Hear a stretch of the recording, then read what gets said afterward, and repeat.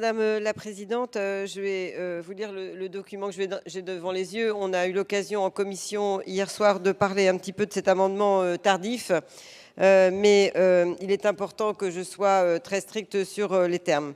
Cet amendement, qui est identique à l'amendement suivant 1871 du gouvernement, est donc particulièrement important. Il propose en effet de transférer 15 milliards d'euros de dette de l'ACOSS à la CADES.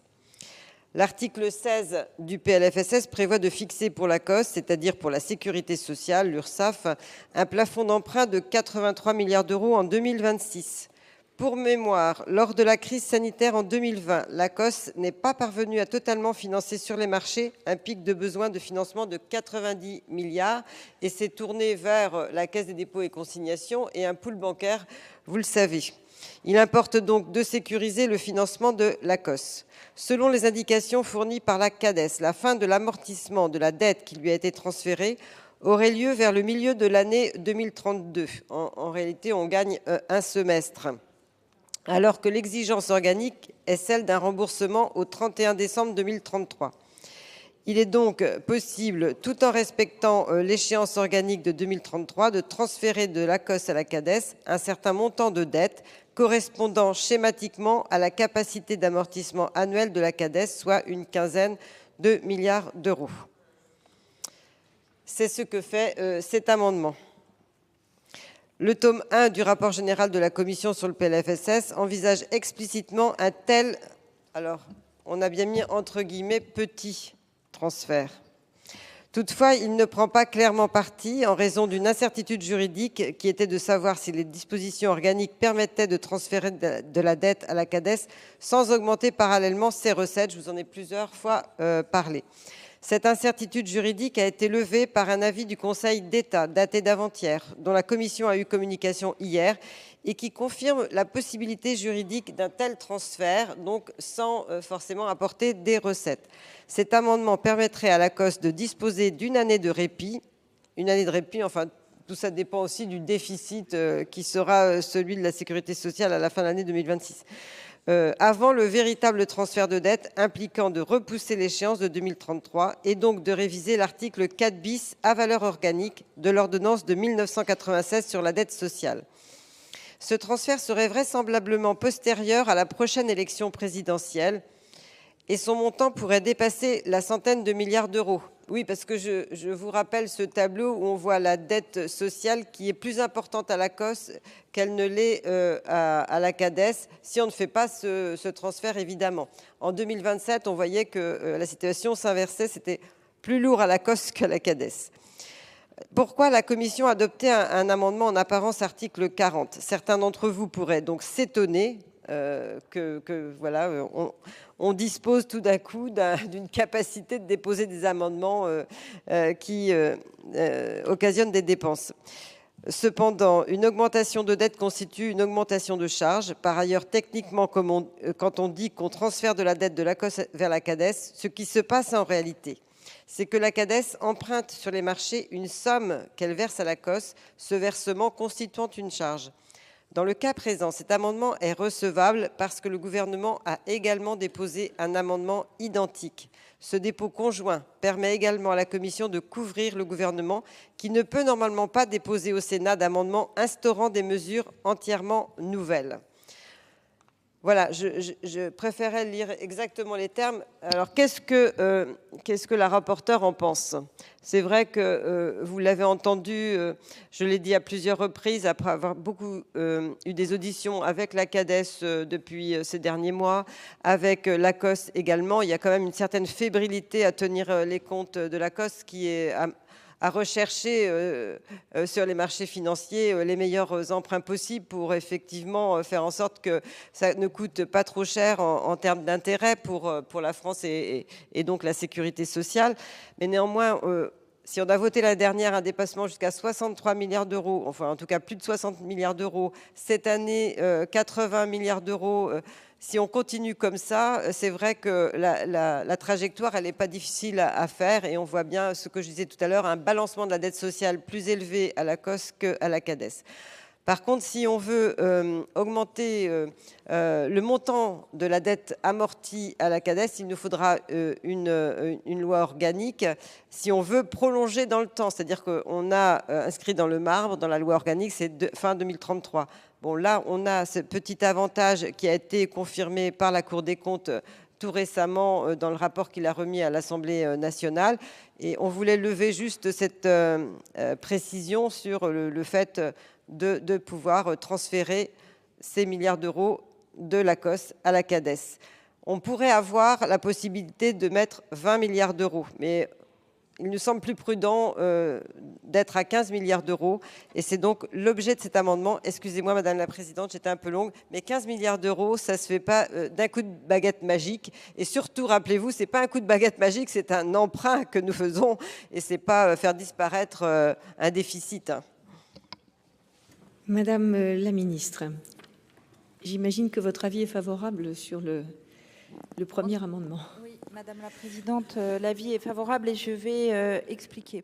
La Commission des affaires sociales du Sénat propose un transfert de 15 milliards d'euros de déficit accumulé à la COS, à la CADES, afin de soulager la trésorerie de la Sécurité sociale. Dans notre système social, la COS a pour mission de couvrir les besoins de trésorerie des organismes. Elle en est le financeur de court terme. Elle n'est pas censée constituer une dette importante et n'est pas équipée pour la faire rouler à long terme, comme le fait l'État. Ce n'est pas un oubli, c'est la conséquence d'un principe simple. La sécurité sociale doit être à l'équilibre et quand elle ne l'est pas, prendre des mesures pour y revenir. Par le passé, une dette importante s'est ponctuellement constituée. Pour éviter que son poids ne soit transféré aux générations futures, la CADES a été établie pour la reprendre et l'apurer sur quelques années au moyen de ressources dédiées qui comprennent notamment une part de CSG et la contribution au remboursement de la dette sociale. Un transfert, le dernier en date, a été autorisé en 2020 pour un montant de 136 milliards d'euros, ce qui a permis d'apurer la plus grande part des dettes constituées à l'occasion de la crise sanitaire. La CADES a déjà remboursé 275 milliards d'euros depuis sa création et aura achevé de rembourser les dettes déjà transférées au milieu de l'année 2032, c'est-à-dire avec 1 an et demi d'avance sur la date butoir initialement fixée.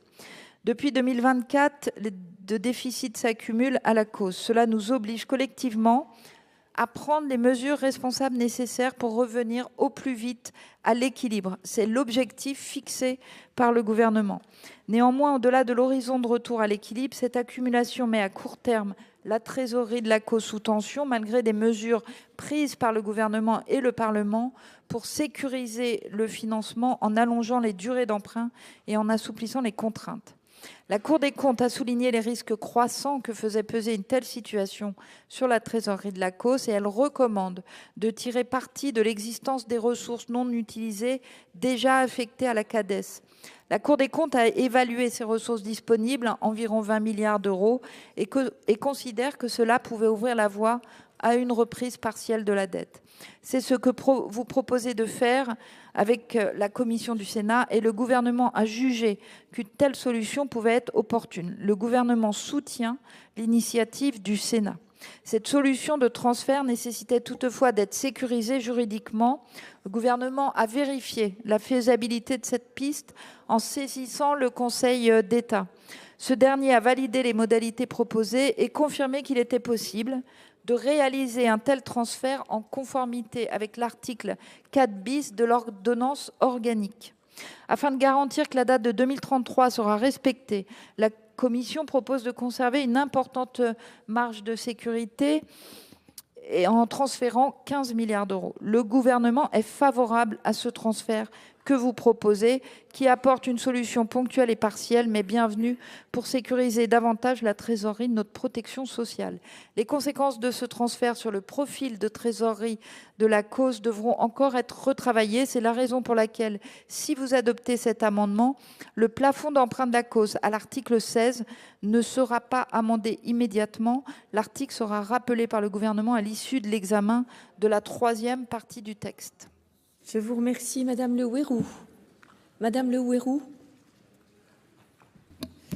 Alors, la Commission et le gouvernement proposent aujourd'hui le transfert de 15 milliards d'euros de déficit récent des branches maladie et vieillesse vers la CADES. C'est une mesure nécessaire, je le reconnais volontiers. L'ACOS, qui gère la trésorerie des branches, ne peut plus porter seul ces déficits. Les données sont claires. Selon la CADES, l'amortissement de la dette actuellement à sa charge interviendrait en 2032, soit un an avant la date limite de 2033 fixée par l'ordonnance de 96. La Cour des comptes le confirme. Au rythme actuel, la dette sociale serait éteinte au second semestre 2032, dégageant potentiellement près de 20 milliards d'euros de capacité, ça a été dit tout à l'heure. Autrement dit, oui, il existe une marge pour procéder à ce transfert sans mettre en cause l'équilibre de la CADES. Si ce transfert est voté, s'il est techniquement soutenable et juridiquement sécurisé, ce n'est pas une solution. C'est même le symptôme d'un problème profond dans la trajectoire de nos comptes sociaux, qui ne sont pas, où il n'y a pas de trajectoire d'ailleurs. Derrière cette opération comptable, la réalité demeure, les déficits de la sécurité sociale dérivent, la branche maladie reste structurellement déficitaire, la branche vieillesse également, et surtout, disons-le sans détour, vous refusez d'aller chercher les recettes là où elles se trouvent, sauf chez les pauvres. Nous laissons de côté des pistes pourtant identifiées, nous vous avons fait de nombreuses propositions, et alors même que la sécurité sociale manque cruellement de financement pérenne. Ce refus politique délibéré fragilise durablement notre modèle social. Soyons lucides, ce transfert n'est pas un choix de confort ni une méthode pérenne, c'est une solution transitoire, un moyen de soulager la cause aujourd'hui, mais sans traiter les causes profondes du déséquilibre. On déplace la dette vers la CADES comme on pousse la poussière sous le tapis, comme cela donne de l'air, mais cela ne règle rien. La CADES a déjà amorti donc 290 milliards d'euros depuis sa création, c'est vrai, et on lui a rajouté des dépenses dans un cadre de crise. Aujourd'hui, nous ne sommes pas dans une situation de crise, donc on soutiendra, on s'abstiendra sur cette proposition. Madame Poncet-Monge, vos temps de parole. Oui, merci Madame la Présidente. Alors effectivement, c'est une nécessité technique, mais c'est un problème politique. Vous dites qu'il faut soulager la trésorerie, mais en fait, oui, il faut délester l'ACOS qui n'a qu'une fonction de trésorerie des déficits que vous accumulez depuis plusieurs années. Et c'est effectivement l'ACOS, c'est pas une CADES bis, elle ne gère pas la dette sociale. Donc c'était une nécessité, voilà. Il fallait peut-être le faire, mais quand même, vous reportez. Et vous pourriez le faire beaucoup plus avant les élections présidentielles. Vous reportez ce que vous avez le temps de faire avec les conditions strictes qui sont celles de la CADES, si on veut la rouvrir et lui mettre les déficits cumulés. Vous masquez que vous avez accumulé 100 milliards de déficit. Et que, effectivement, aujourd'hui, en refusant toute recette, même en les réduisant, puisque vous avez élargi le dispositif des heures sup, en ne réduisant pas de façon efficiente les dépenses, en vous contentant de les transférer sur d'autres acteurs, en l'occurrence les ménages.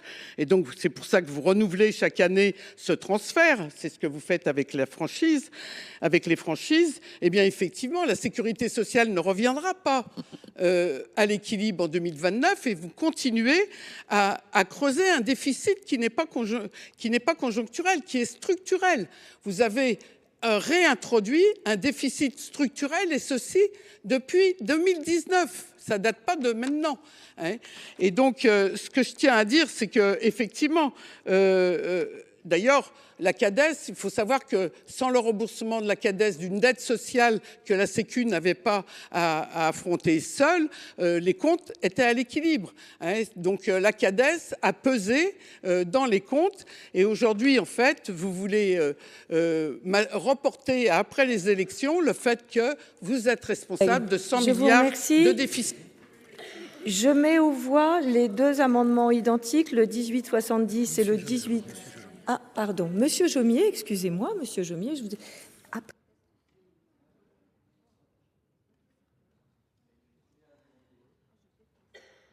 En fait, quand on ne demande pas assez souvent la parole, on est oublié, c'est pour ça. Donc, à l'avenir, je ferai différemment. Moi, je me demandais si j'avais une tête de la pro de 3 semaines quand même. parce que, oui, parce qu'il y a une alternative quand même, très simple. Pourquoi est-ce que vous ne présentez pas un projet de loi organique en 2026 pour solder cette affaire-là? Pourquoi vous vous empressez là à mettre un amendement pour transférer 15 milliards au PLFSS, apporter une toute petite réponse partielle et reporter à, le second semestre 2027 par exemple, le règlement de cette question? Parce qu'effectivement, après qu'on ait transféré la dette Covid, les compteurs n'ont pas été remis à zéro, mais enfin la situation a été assainie. Et le résultat, c'est que quelques années plus tard de gestion de vos gouvernements, Madame la Ministre, on voit comment vous avez géré la sécurité sociale. On a un énorme paquet de plus de 100 milliards de dettes, de déficits qu'il va falloir transférer à la CADES. Et vous ne voulez pas de la discussion d'une loi organique en 2026.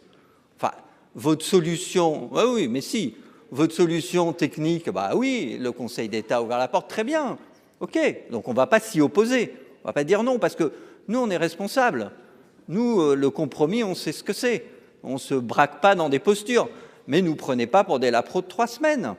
Voilà, un débat sur la loi organique dans l'année précédant la présidentielle mettrait à jour votre gestion catastrophique de la sécurité sociale avec un symbole à plus de 100 milliards. Voilà, et vous n'en voulez pas.